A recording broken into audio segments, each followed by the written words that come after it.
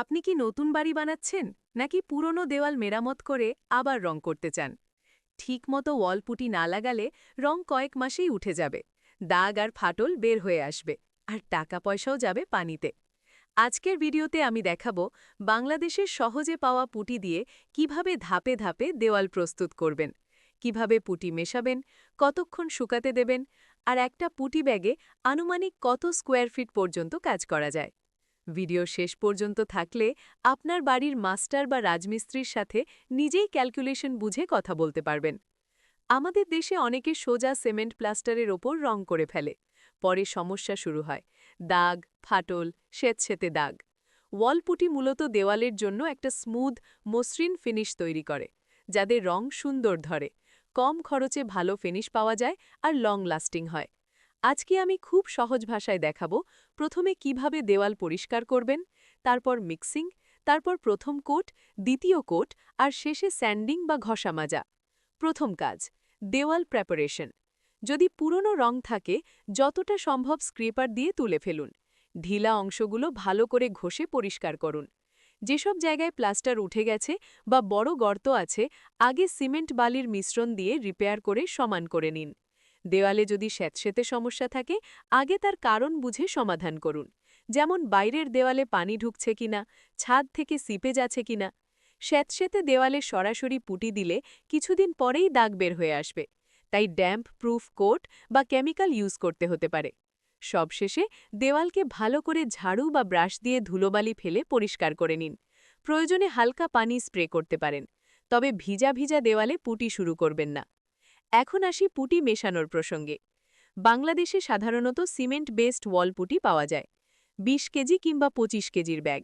Mixing ratio company ভেদে একটু আলাদা হতে পারে, কিন্তু মোটামুটি নিয়ম হল, প্রথমে পরিষ্কার একটা বালতিতে পানি নিন, তারপর অল্প অল্প করে পুঁটির গুঁড়ো পানির মধ্যে দিন।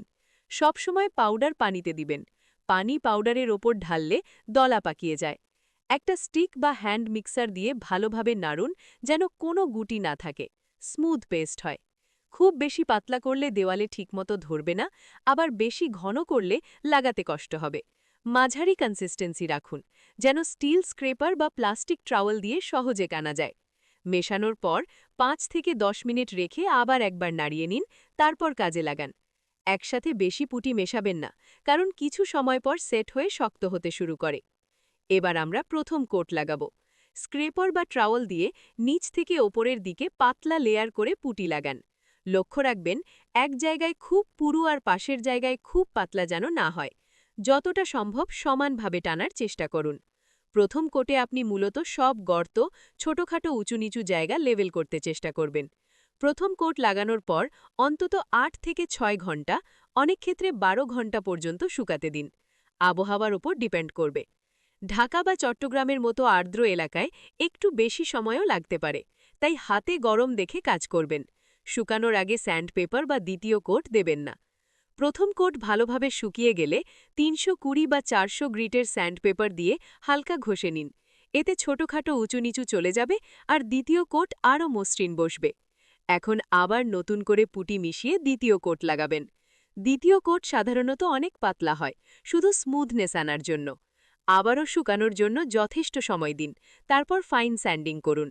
এই স্টেজে হাত বোলালে যদি একদম মসৃণ লাগে, কোনো দাগ বা গর্ত না থাকে, তাহলে আপনার দেওয়াল রং করার জন্য প্রস্তুত।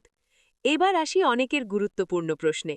একটা ওয়ালপুটি ব্যাগে কত স্কোয়ার ফিট কাজ হয়? এটা নির্ভর করে ৩টে জিনিসের ওপর: দেওয়ালের অবস্থা কতটা সমান, কতগুলো কোট দিচ্ছেন, আপনি কত পুরু লেয়ার দিচ্ছেন।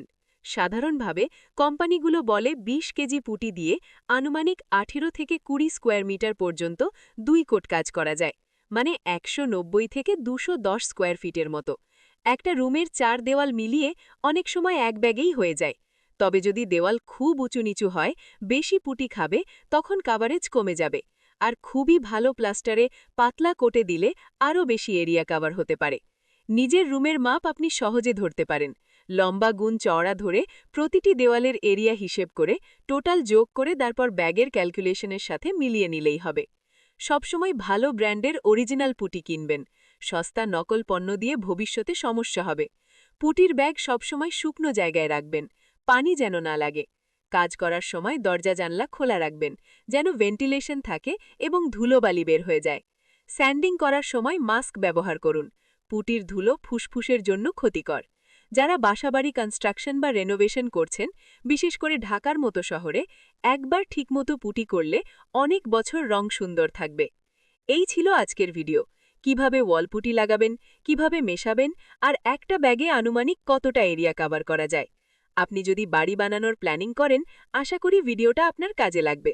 ভিডিওটা ভালো লেগে থাকলে লাইক দিন, কোনো প্রশ্ন থাকলে কমেন্টে জানাবেন, আমি রিপ্লাই দেওয়ার চেষ্টা করব। এই ধরনের কনস্ট্রাকশন ও বাড়ি তৈরির বাস্তব অভিজ্ঞতার ভিডিও পেতে চ্যানেলটি অবশ্যই সাবস্ক্রাইব করে বেল আইকন প্রেস করুন।